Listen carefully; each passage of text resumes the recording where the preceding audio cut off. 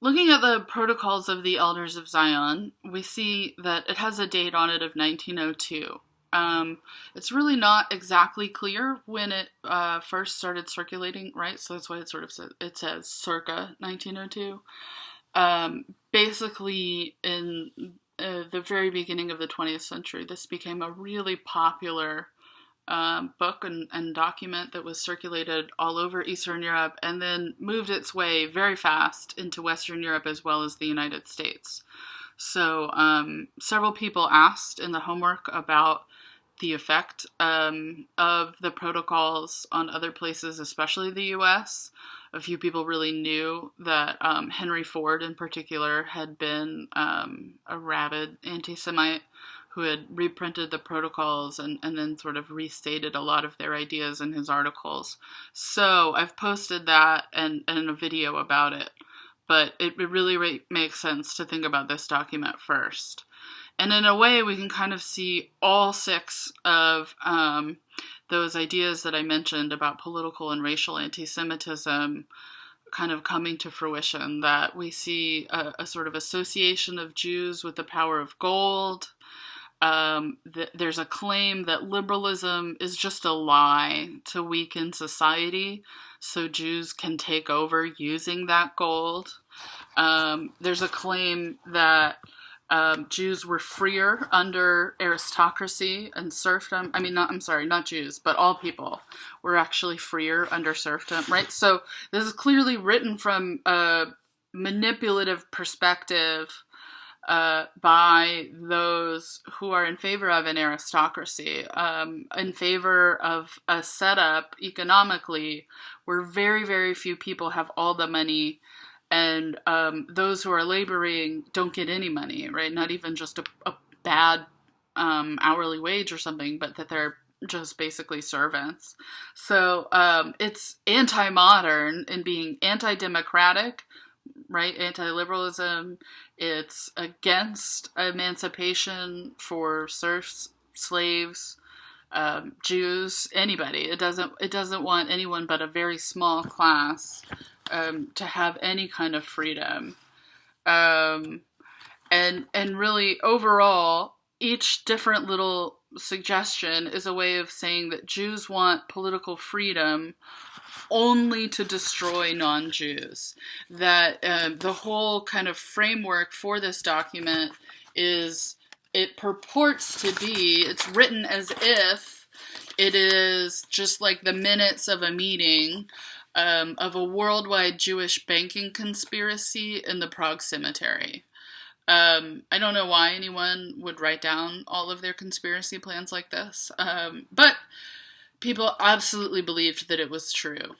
People all over Eastern Europe. It moved into Central Asia. Well, it went east, where then it became kind of entrenched in types of Muslim anti-Semitism rather than necessarily Christian anti-Semitism, but that it's been a text that's really adaptable. I've even run into it on sale in other places in the world. Surely you can find it here, you can find it anywhere, and not as just an object of study. But there are still people who circulate it, who may be aware that it's a fake and yet find it to be a sort of useful fake or to express a kind of deeper truth, even if it's not actually the minutes.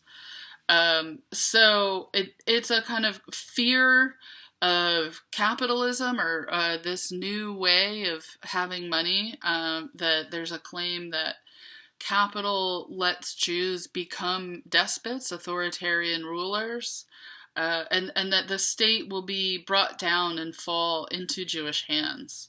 So if we look about halfway down page 340 in the left column, it reads, "Where does right begin? Where does it end? In laying our plans, we must turn our attention not so much to the good and moral as to the necessary and useful." So it's already suggesting that Jews self-consciously are immoral, and they're convincing each other, hey, we've got to do what's even more manipulative. We have to constantly think about how to get our way. Um, Before us lies a plan in which a strategic line is shown, from which we must not deviate on pain of risking the collapse of many centuries of work. Right? So I think that's really important too, is that this conspiracy, although the idea of the conspiracy may be new, the protocols suggest that actually for hundreds of years, Jews have made a coordinated worldwide effort to bring down all other people and to force them into their power. The irony, of course, is that these authors, these anonymous adapters of a few different sources, are the ones who are actually trying to do just that, to basically have control over most people. So it sees Jews as immoral. And that's a way of expressing conspiracy, but it also sees inherent values in different kinds of people. So that sort of good and evil racial divide. Jews are described as cunning, right? So cunning being negative, cunning being underhanded, manipulative, untrustworthy, versus honesty being a quality of non-Jews. And so you see throughout that sometimes there's this word goy, and so goy in Hebrew it just means nation, generally Jews will actually use the word goy, or goyim is the plural, to refer to non-Jews or non-Jewish countries.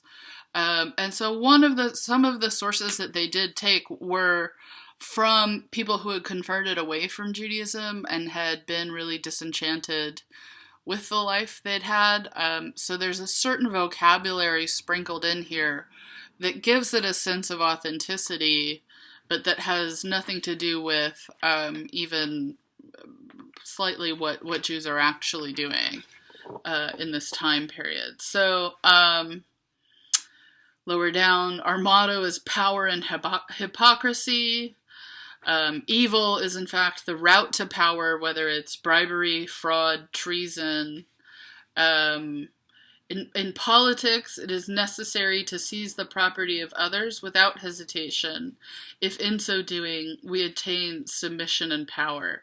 Right? So the document positions Jews as saying this. And again, the reality is that Jews were having their territory taken.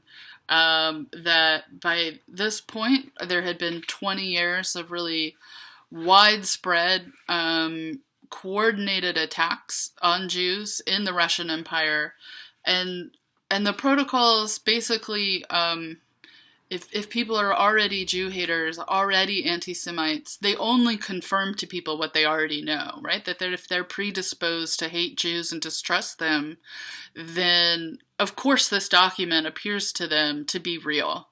And so they don't necessarily even question it, right? So this really pushes the conspiracy idea in saying that ultimately Jews shall enslave all governments in a single super government, right?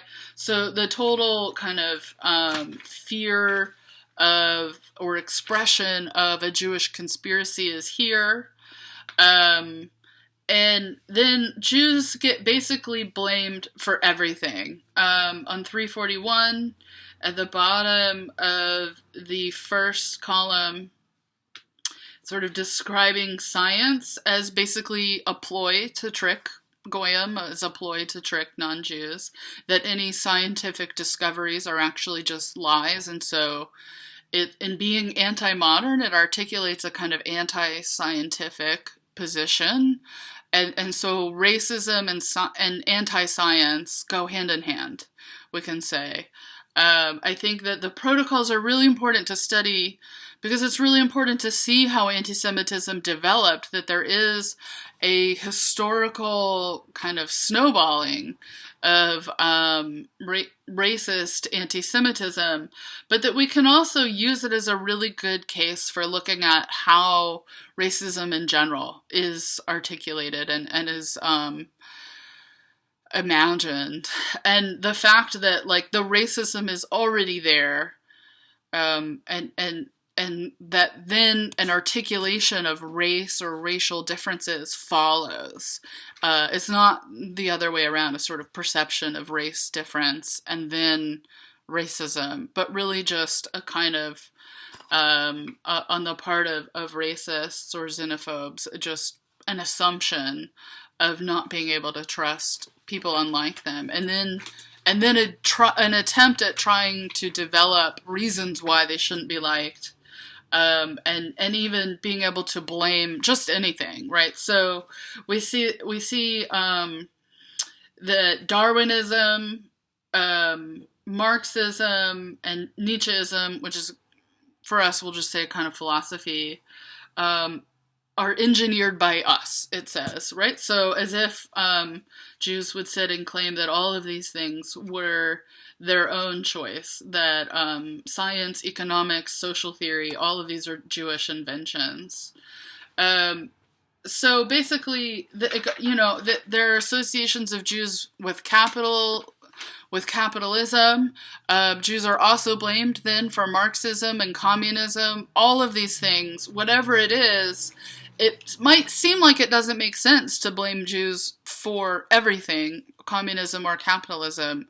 But if we step back and think about how these are expressions of fears of change, of fears of modernity, of dissatisfaction with how things are going, whether it's rich people at the sort of top, or a kind of populist movement at the bottom, the Protocols has it all. It can appeal to any kind of anti-Semite, and then really push anti-Semites further in thinking that Jews can't be trusted, and it justifies not just refusing to emancipate Jews, but it begins to justify violent outbreaks, violent oppression of Jews, that becomes really horrific in Eastern Europe.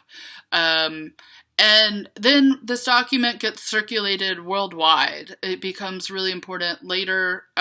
We can sort of see with all these examples that Nazi anti-Semitism doesn't come out of nowhere. It's part of almost a century of development of a particular kind of articulation of anti-Semitism.